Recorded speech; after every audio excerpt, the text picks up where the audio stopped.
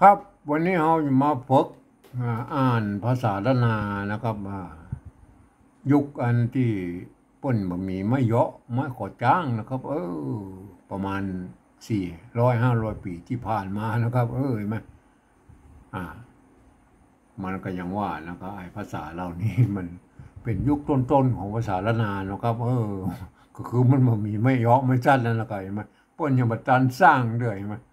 รุ่นนี้มันรุ่นหลังอันที่เป็นภาษาบาลีแล้วนะเห็นไหมมันก็เลยอ่ามาเป็นรุ่นนี้นะครับเห็นไหมมันเริ่มเป็นยุคต้นๆของภาษาละนาเห็นไหมเป็นอย่างนั้นมาหลังจากนั้นมาก็มันเป็นแต่แป๊บภาษานะรุ่นนี้เห็นไหมอันต่อไปมันก็จะเป็นอันรุ่นแถมรุ่นหนึ่งก็มาเป็นรุ่นปั๊บษาใช่ไหมรุ่นปั๊บษานี่อันก็หลังจากนี้นะมันก็ประมาณ300 ปีนะครับประมาณนั้นเห็นไหม200 ถึง 300 ปีนะเห็นไหมมันเป็นอย่างนั้นมันจะมีปั๊บษาเกิดขึ้นนะเห็นไหมแล้วพวกเอาเขียนในปั๊บษานะรุ่นนั้นพวกจะเขียนไปแบบหนึ่งนะพัฒนาจากแบบต้นๆเนี่ยมันต้นรุ่นนั้นมันมีไม่ย่อไม่สั้นแล้วนะครับเห็นไหมรุ่นปั๊บสารแล้วก็มาหลังจากนั้นมาแถมอืมเป็นนั้นสัก100 ปีนะครับผ่านมาเนี่ยเห็นไหมรุ่นโฮงพิมพ์พ่อเลี้ยงเมืองใจอะไรมาเนี่ยแถมรุ่นหนึ่งที่พวกนั้นทำหลักฐานไม่ฮื้อนะครับเห็นไหมทำหลักฐานอันภาษาละนาไว้ฮื้ออยู่ในหนังสือให้มาเนี่ยรุ่นที่พวกนพิมพ์อันนั้นพวกอย่าพิมพ์อย่างไรก็อย่างไรก็เขาก็ดูว่าพัฒนามันภาษามันเปลี่ยนแปลงไปอย่างไรนะครับเห็นไหมเขาก็ไปศึกษานะครับ3 รุ่นเนี่ยเห็นไหมแล้วหลังจากรุ่นนั้นโฮงพิมพ์แล้วก็มัน100 ปีที่มาถึงประเดี๋ยวเนี่ยเห็นไหมรุ่นนี้มันก็เขียนด้วยกระดาษกันนะครับรุ่นเขียนกระดาษเนี่ยเมื่อมีกระดาษแล้วก็เขียนกระดาษนั่นก็เขียนกันไปแล้วก็ไอ้มาก็มันเป็นยังไงมามันก็มุกปะทะกันมาเลยนะครับมันก็เปลี่ยนแปลงกันไปเลยนะมันก็หรือเปลี่ยนแปลงหรือเพี้ยนกับหมูนะครับท่านก็ไปดูเอาเองเลยมาวันนี้เราจะมาหัดอ่านแล้วก็มาภาษาที่มันเป็นยุคต้นๆของภาษาละนานะเฮามาก่อยเลยนะก็มาก่อยเลย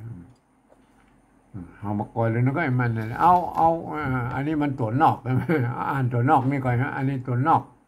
ที่พวกเอาอธิบายทางในพวกนะครับเดี๋ยวเขาอย่าไปเจอทางในนะเห็นไหมเนี่ยอันนี้เนี่ยอันมันเนี่ยตุกะไม่เกี่ยสะกดด้วยตัวว่าพวกตัดไม่เกี่ยวมันก็เป็นจะอ่านเกี่ยวก็ได้ครับอ่านเกี่ยวก็ได้อ่านเกี่ยวก็ได้นะอ่านได้3 เสียงใช่ไหมอันนี้ลมเนาะเนี่ยตัวละไม่โกงตัวหางมะใช่ไหมอ่านลมท่านก็อ่านได้3 เสียงเหมือนกันไหมอันตกกะไปอักษรสูงอ่านได้3 เสียงนะครับเห็นไหม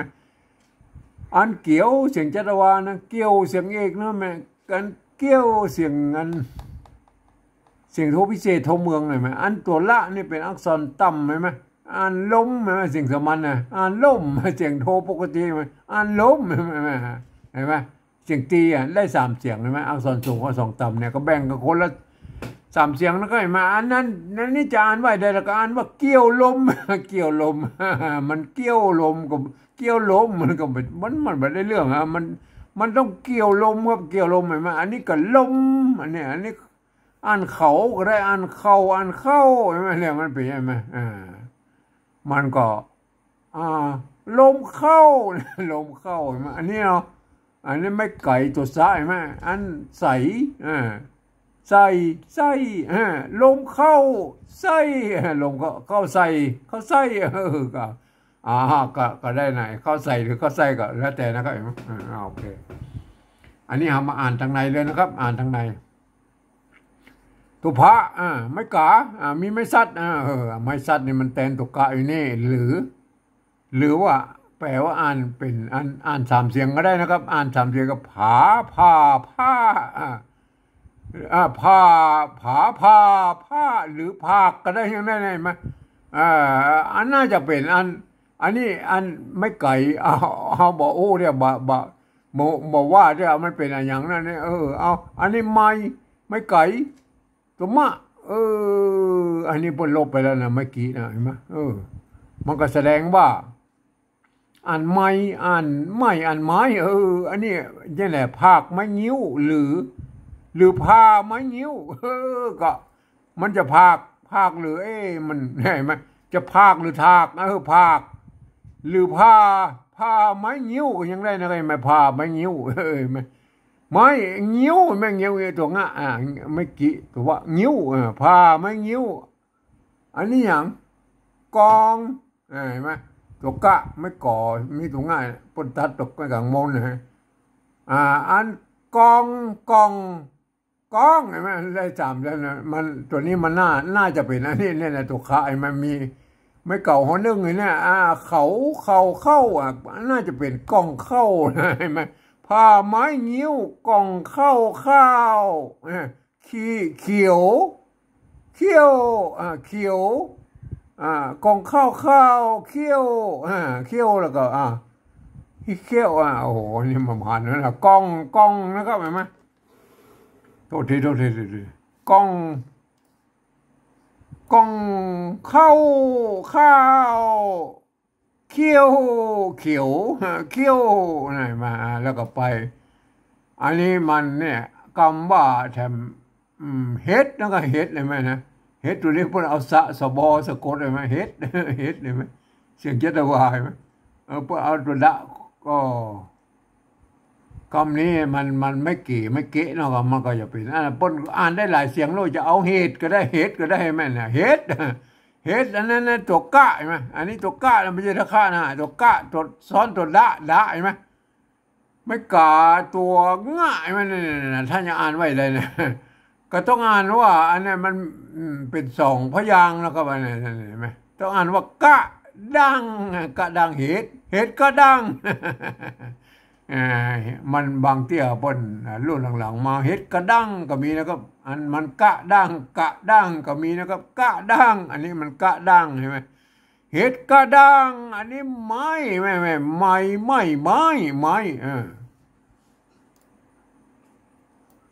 เฮ็ดกระด้างไม้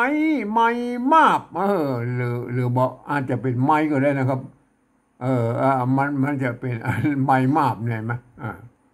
มันมาเป็นไม้แล้วครับมันเป็นไม้อันนี้คำนี้มันบอกเป็นไม้แล้วมันจะเป็นไม้ใครไหมมันเป็นไม้เฮ็ดกระด้างอะไรไหมเฮ็ดกระด้างไม้มาบมันเป็นอันคำสร้อยของมาบนี่ไม้มาบอันนี้อย่างเมื่อกี้ไม้มาบลิ้นไม้มาบลิ้นอย่างลิ้นน้อยมันนอแฮดใช่ไหมไอ้แฮดคำนี้เปิ้น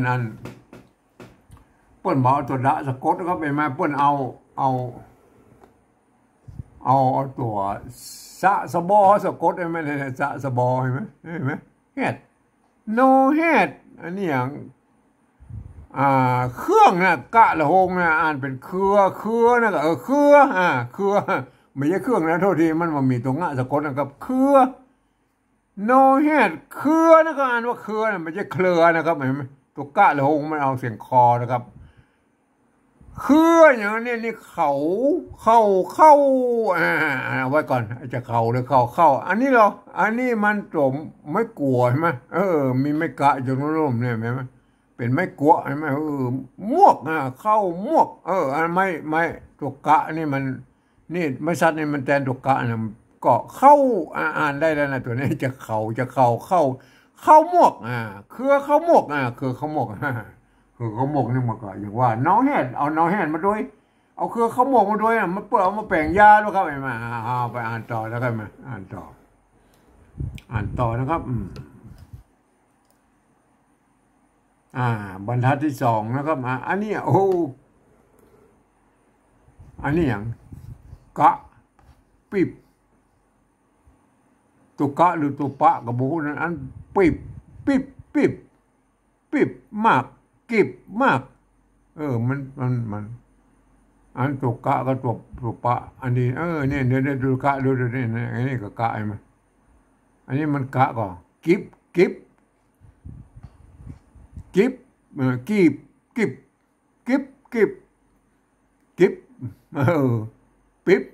ิ๊บมากนี่มัน ก็ไม่แน่ใจว่าเป็นตัวกะหรือปะนะครับมันน่าจะเป็นตัวกะนะครับกิฟมาอันนี้ตัวมาไม่กาไม่สัตว์หรือมันมากมันมาก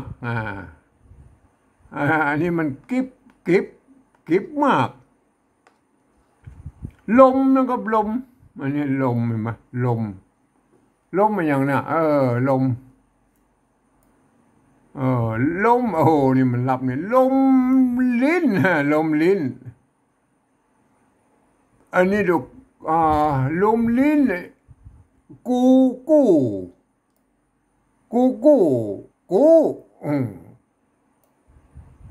ลมลิ้น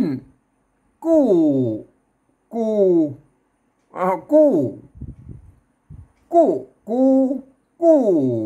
เข้าเท่าอ่านเพื่อมันเป็นอันประโยคเลยนะครับมาเพื่อมันเข้าใจมันก็อันนี้เขาเข้าอย่างเงี้ยเข้าโอ้กูเข้าอันลมลิ้นกูเข้ากิบมากลมลิ้นลมลิ้นก็ว่าลมลิ้นมันหลายอย่างนี่อ่านยากเลยนะครับเห็นไหมมากลมลิ้นกู้เข่าแก๊สแก๊สมันไม่ใช่แก๊สนะครับมันตกกะมันเป็นแก๊สครับแก๊สเสียงจัตวาแก๊สหรือแก๊สเข่าแก๊สเข่าแก๊สอะไรอย่างนี้นะครับมั้ยอันนี้อ่านยากเลยนะเขามันแปลมันบอกค่อยรู้เรื่องอ่านไปแล้วมันบอกรู้เรื่องประโยคเอาอันนี้ก็ท่านก็ไปพิจารณากันนะครับไอ้ตัวหน้าเนี่ยที่ว่าผ่านมาเนี่ยเข้าแก๊สเนี่ยนะครับอันนี้อ่านได้มาอันนี้อ่านได้นะครับอันเนี่ยนะตัวเนี้ยใช่ไหมมาเสมือนว่ามันมีไม่ก็จ้างมาแล้วนะอ่านหยาก็ได้อ่านหยากรณีเนี่ยอ่านว่าหยานะหยาคำไหมหยาคำไหมอันนี้เนี่ยหยาคำตัวข้าหางยาวบนใจไม่เก่าวงไหมมันเป็นไม่กำไหมแต่พวกกระจายมาเก่าวงไหมเนี่ยคำห้อยไหมห้อยเนี่ยคำห้อยเนี่ยคำห้อยฝนนะกันเนี่ยคำห้อยฝนเนี่ยไหมเนี่ยคำห้อยฝนตกน้ำตกฝนแล้วก็ตกน้ำอย่างน้ำอุ่นน้ำอุ่นเนี่ยมันมีไม่เยอะก็ต้องอ่านเป็นอุ่นนะไงอ่านอุ่นก็ได้นะไงไหมก็แล้วแต่ท่านจะอ่านนะครับอ่านอุ่นนะครับกินดีเลยตกน้ำอุ่นกินดีเลยโอเคนะครับเห็นไหมอันนี้ไปแถมอันวักนั่นละยาแล้วก็ยาตัวนี้ยาอันนั้นมันปนนั่นละไอ้ตะกี้นะต้นก็บอกใครหูเรื่องตัวใดนะอ่านหูเรื่องได้ยานะครับยาเนี่ยอันนี้ยาเกี่ยวลมยาเกี่ยวลมนะครับเมื่อกี้มันยาแล้วนะครับเห็นไหมอันนี้เกี่ยวลมนะฮะอ่านเกี่ยวก็ได้อ่านเกี่ยวเห็นไหมอันนี้ลมอ่านได้3เสียงมันก็ยาเกี่ยวลมใช่ไหมยาเกี่ยวลมใช่ไหมอ่านได้อีนะครับยาเกี่ยวลมเอานะก็เอาใช่ไหมเอาเกี่ยวน้อยนะก็เกี่ยวน้อยใช่ไหมอ่านน้อยก็ได้น้อยใช่ไหมได้เอาเกี่ยวน้อยเกี่ยวหลวงใช่ไหมเกี่ยวหลวงใช่ไหมหลวงในบนเอาว่าไว้ตรงบนตุกงะบนนะก็ใช่ไหมสมัยนั้นแหละท่านก็ไปหาหลวงพ่อเขียนมาอีกก็ท่านจะไปตักปนแล้วครับปนมันเขียนได้หลายแบบนะครับหลวงเนี่ยเห็นไหมเกี่ยวน้อยเกี่ยวหลวงแล้วก็อันนี้อย่างตัวเนี้ยไม่เกี่ยวสะกดด้วยสว่าอันเงี้ยวกรณีเป็นเงี้ยวนะครับเงี้ยว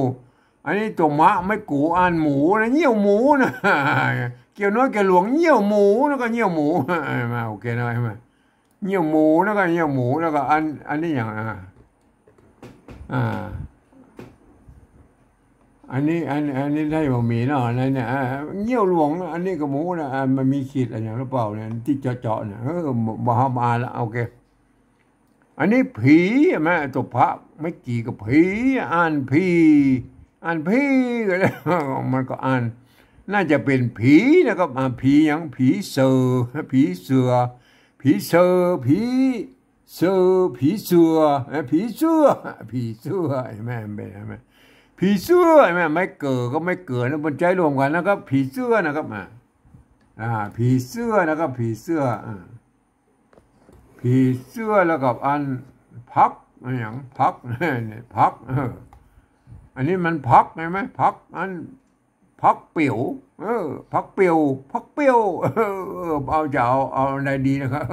อันเปี่ยวนะพักเปี่ยวพักเปี่ยวนะครับพักเปี่ยวพักเปี่ยวพักเปี่ยวก็ท่านก็ไป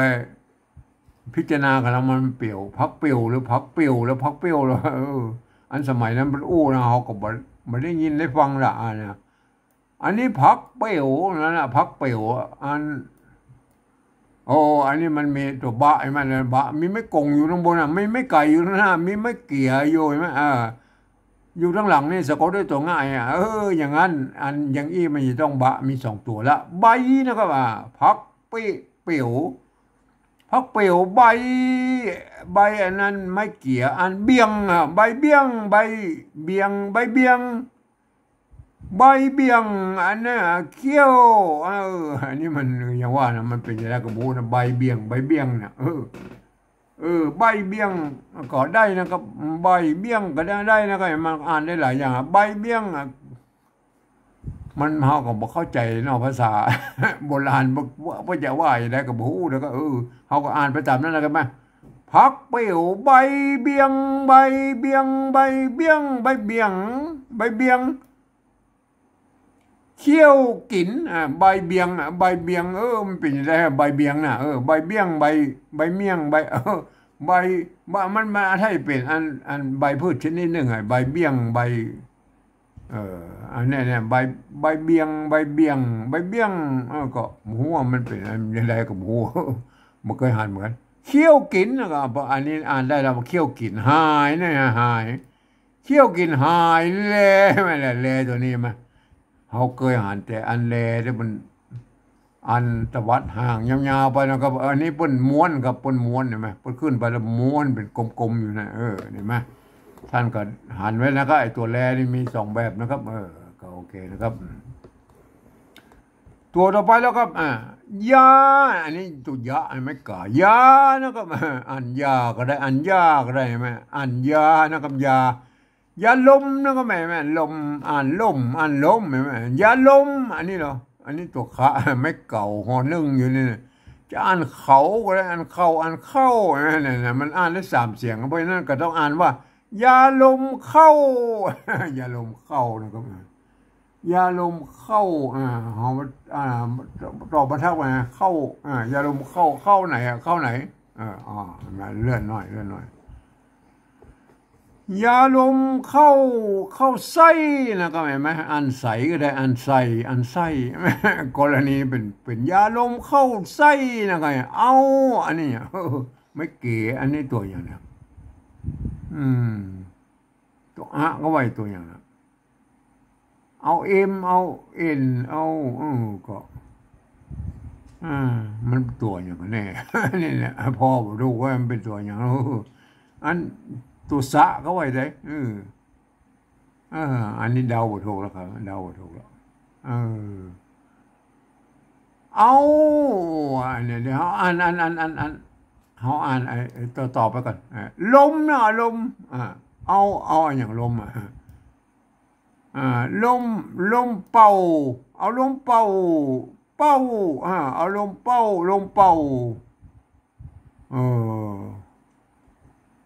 เอา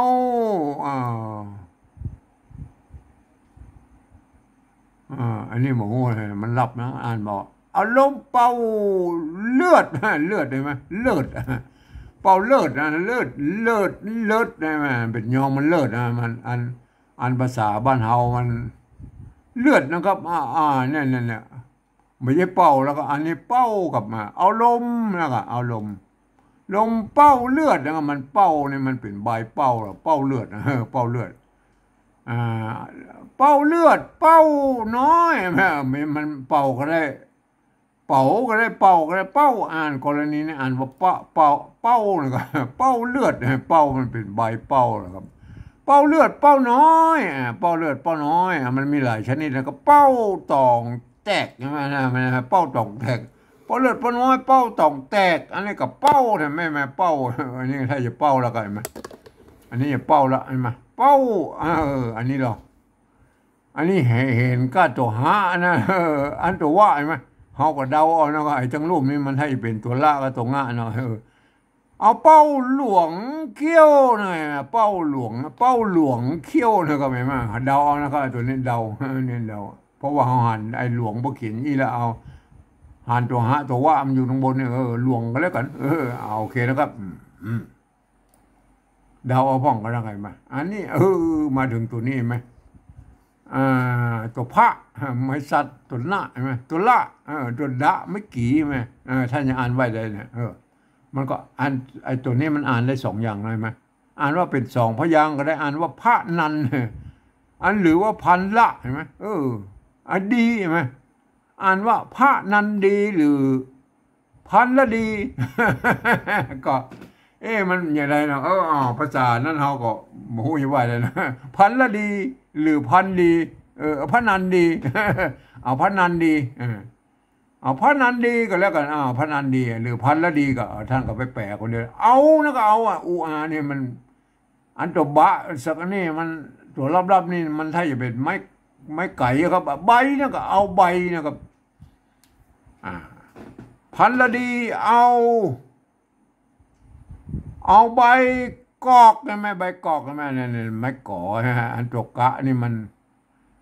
ไม่ชัดนี่มันแต่ตัวกะอยู่ข้างนี่ในแม่เห็นไหมกอกเอา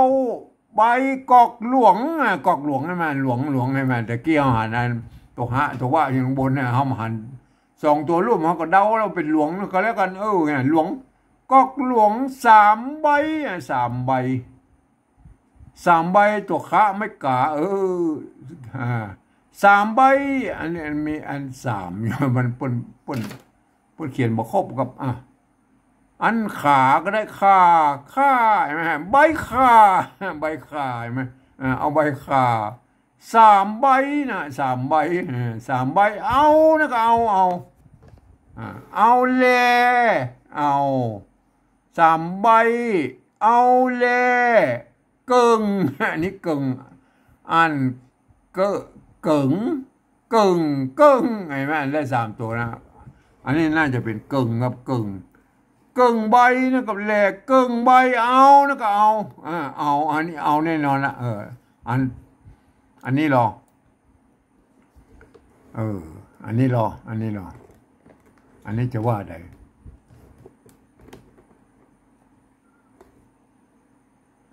นี่มันมีไม้กาอันตัวง่ายแล้วก็มีไม้คล้ายๆกับตัวนี้นะห้างเนี่ยไม้กาตัวง่ายเนี่ยอันนี้อ่านห้างอันนี้มันจะเป็นตัวอย่างนะเอาอย่างนะเอาขางเอาสางเอาขางเอาหมางเอาผางเอาข้างก็หมูนะใครเนี่ยอันนี้ห้างใบอันต่ำห้างใบต่ำมันเอามาห้างไว้เพิ่นก็เอามาเหมือนไอ้มีลูกอันแตะนะแตะเป็นอันเพิ่นสารแตะไม่ไผ่ไว้นะแตะมันแตะน้อยๆนะครับแตะอันวางของห้างเนี่ยเพิ่นก็หมายว่าเอาของนั้นไปวางไว้นะห้างไว้ก็ให้มันยัดให้มันแห้งนะก็ใช่ไหมห้างเอาวางเอาวางห้างใบต่างกับบ่ฮู้นะอันนี้มันรับกับหมกกับเดาเอานะครับใบต่ำแล้วก็ใบต่ำโอเคนะครับต่อไป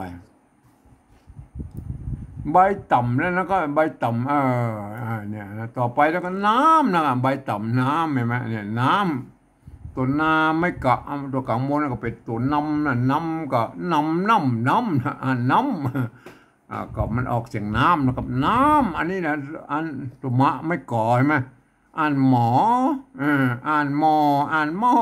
น้ำหม้อไอ้เนี่ยเห็นไหมนึ่งเห็นไหมอันตัวนะเห็นไหมตัวนะ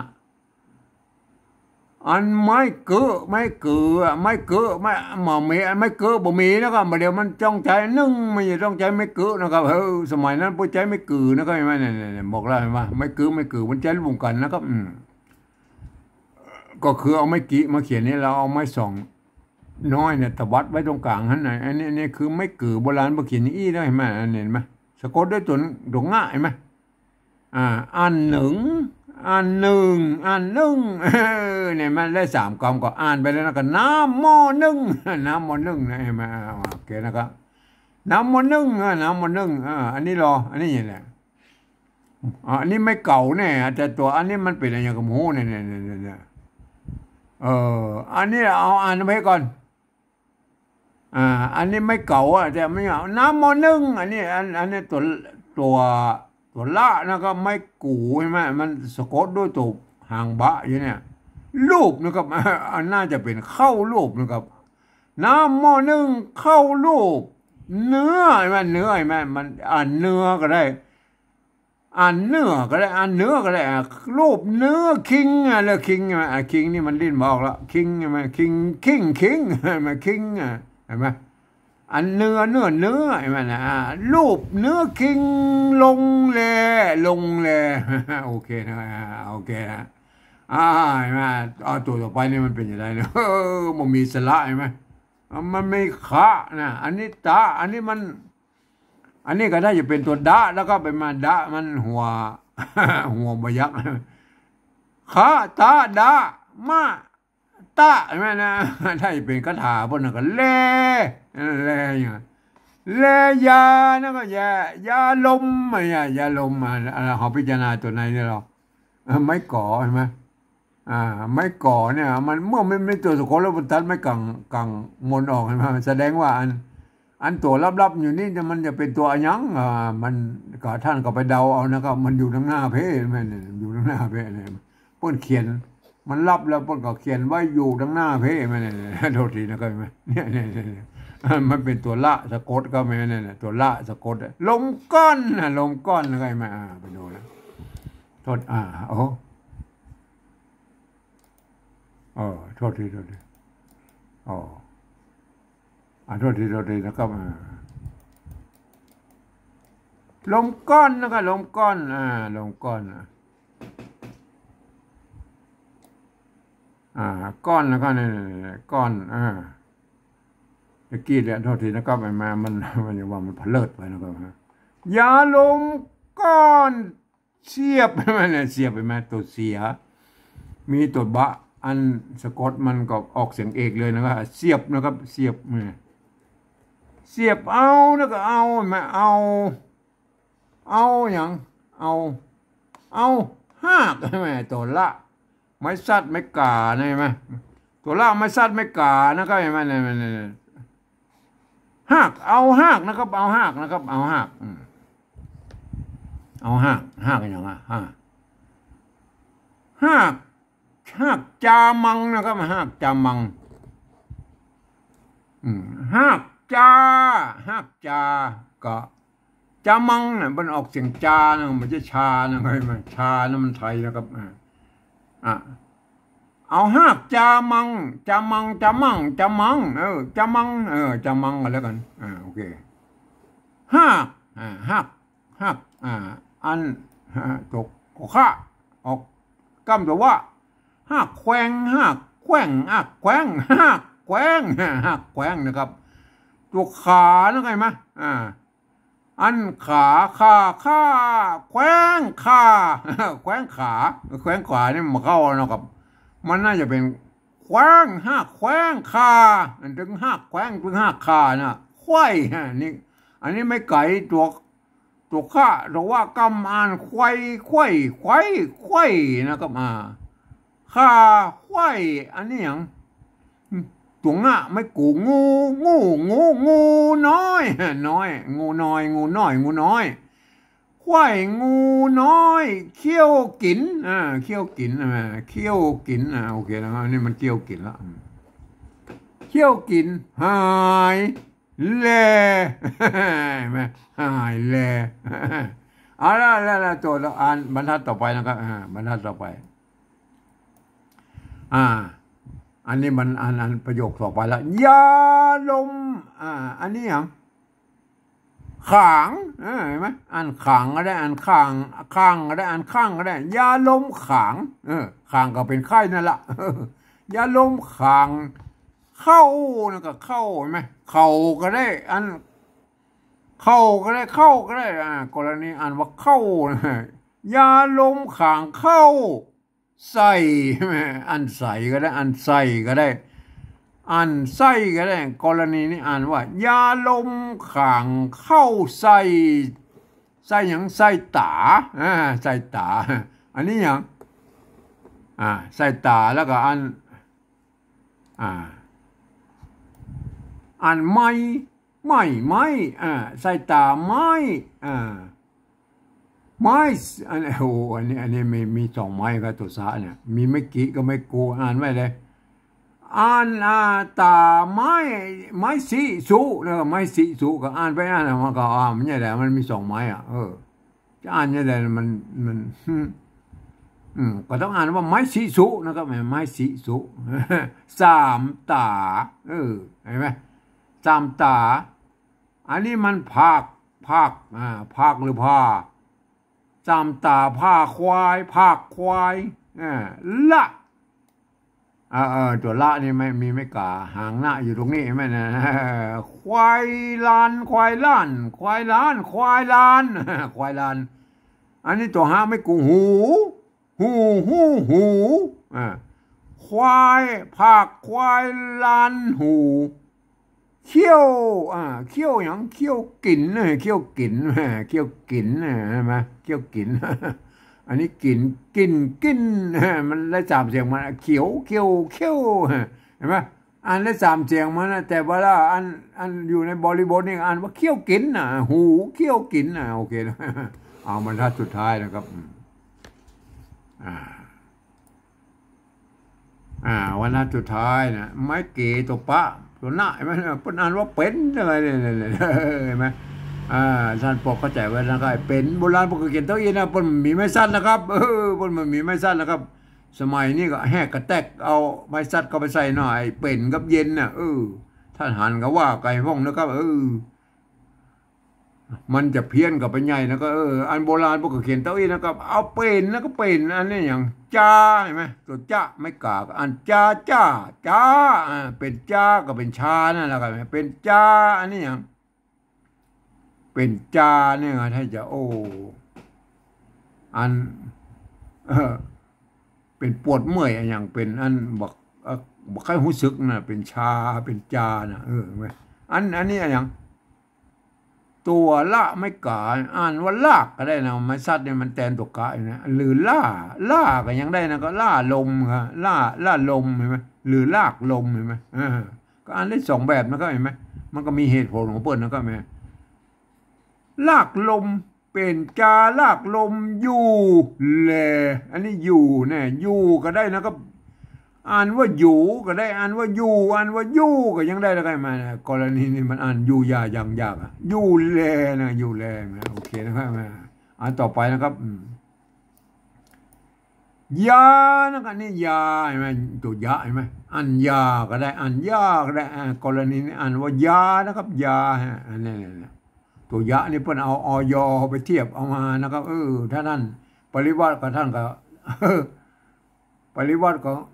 ก็ต้องเอาอย.มาปริวัตินะครับมาเขียนย่อยักษ์ตัวเดียวเอาไปเทียบไปเป็นตัวหญ้าบนนะครับตัวหญ้าตัวยอบนนะครับไหนมันอย่าไปซับซ้อนนะครับยาลมมะนะครับมะอย่างมะเฮงนะครับไม่เก๋ตัวละสะกดด้วยตัวหน้าเนี่ยมันออกเสียงเฮงนะครับอ่านถ้าไทยกับมะเร็งแม่นะมันเป็นใช่ไหมป้นเขียนตัวละป้นเอาเขียนเอาเหมือนกันนั่นก็ไม่มาเพียงแต่ว่าเปิ้นอ่านออกเสียงมาเหมือนกันไม่ได้ภาษาละนามออกเฮงนะมะเฮงยาลมมะเฮงเอานะครับปิดเอาปิดตัวปะไม่กี่ตัวละปิดตะเอาปิดตะใช่ไหมยาลมมะเฮงเอาปิดตะปิดก็ปิดตะเอา มันก็เอาหมายว่าเอามันไอ้ฮะมันตาต่อตาฟันต่อฟันนั่นนะมันก็ว่ากันไปนะเอาปิดเกาะอันนี้อย่างอันตัวกะมาเนี่ยมันมี2ตัวนะตัวกะไม่ก่อสะกดด้วยนะอันกองมันเอาปิดต่อเอาเมื่อเฮงเอาปิดต่อกองก้องเก้องเห็นไหมปิดต่อกองก็ถ้าจะอ่านอย่างไรก็แล้วแต่นะก็มันเป็นอันมันเป็นห้องว่าเสียงอันที่มันออกมาจะก้องอะไรอย่างก็โม่ได้แหละดุกแล้วก็ดุกมาเนี่ยตัวดะไม่กูใช่ไหมไม่ซัดนี่มันแทนดุกะอยู่นี่ก็อ่านว่าดุกใช่ไหมสมัยนี้เพิ่นเอาไม่กะปุญญาไปเติมน้ำดวงให้เราเพิ่นกลัวมันเป็นดุกอันโบราณเพิ่นเขาเอาเพิ่นก็เขียนตัวอีแล้วกันมาอันไม่ซัดนี่มันแทนตัวกะอยู่แล้วใช่ไหมดุกดอยดุกดอยดุกดอยก็แล้วแต่ท่านจะอ่านนะครับตัวสะไหมตัว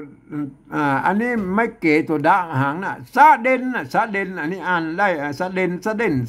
ห็นไหมสะเด่นอันนี้ตัวตะไม่กาอ่านตัง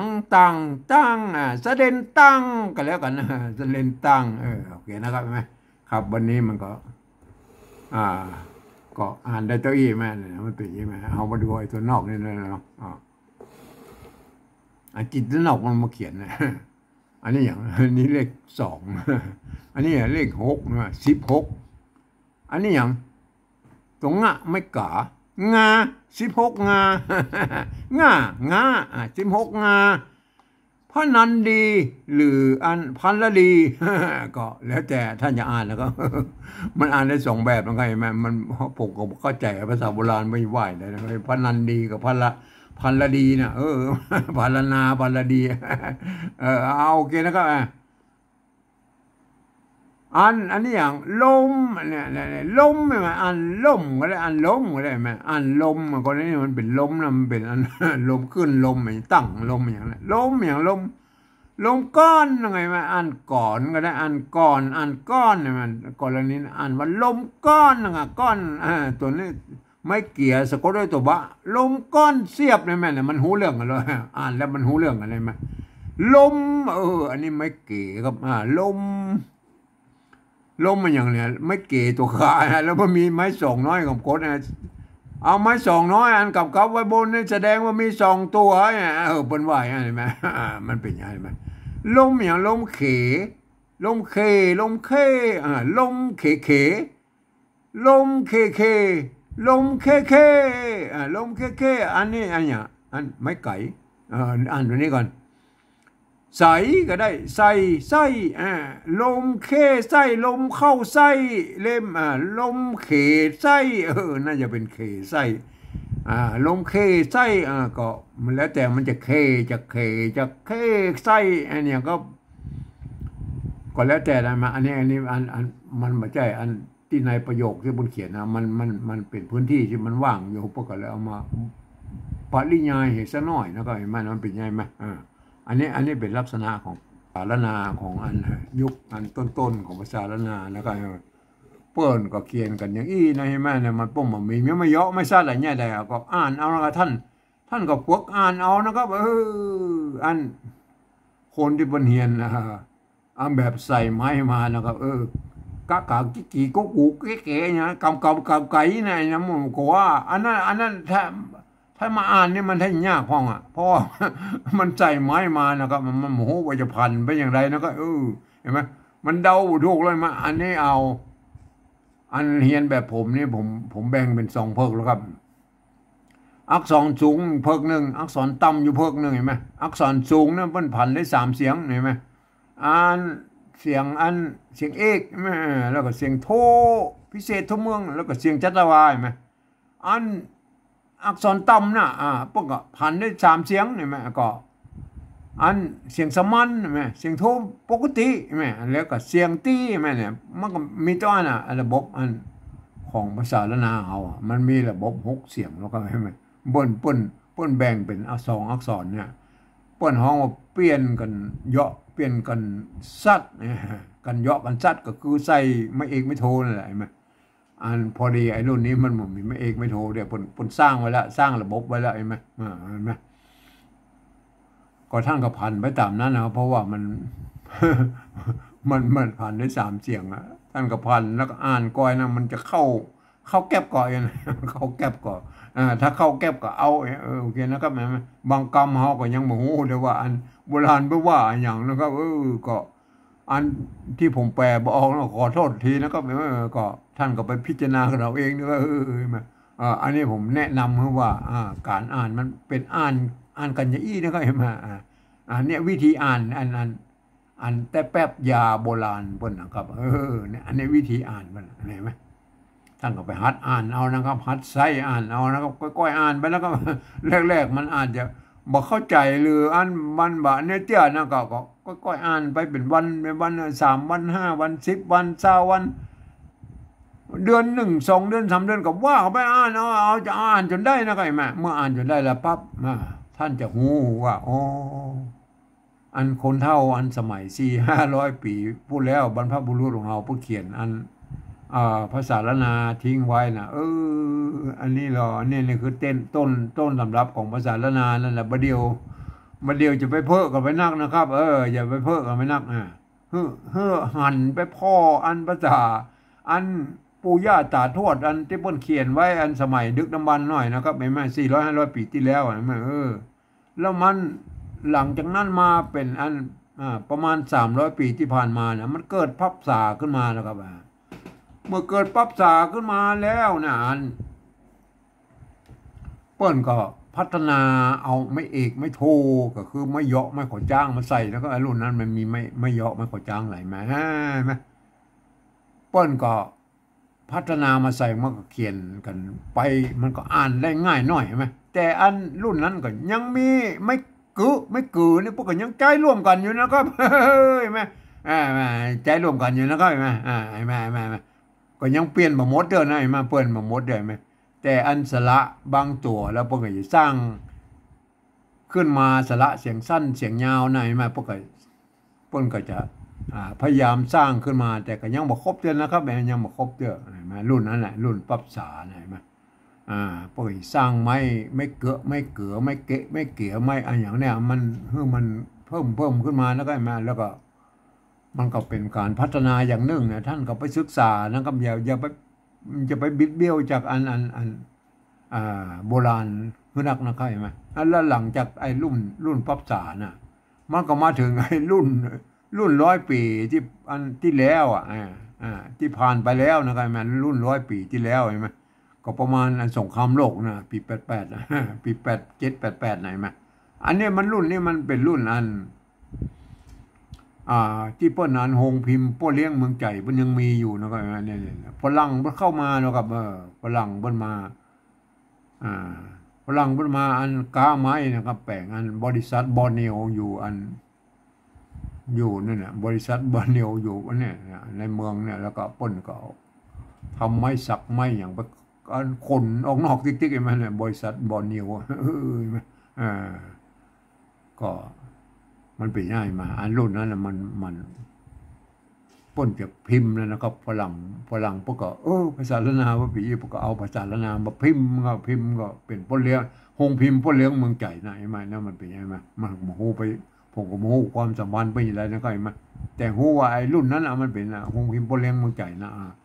ท่านไปหาอันหนังสือนะครับป้นจะพิมพ์ไว้นะข้าวอันประทัด7 บทหรืออัน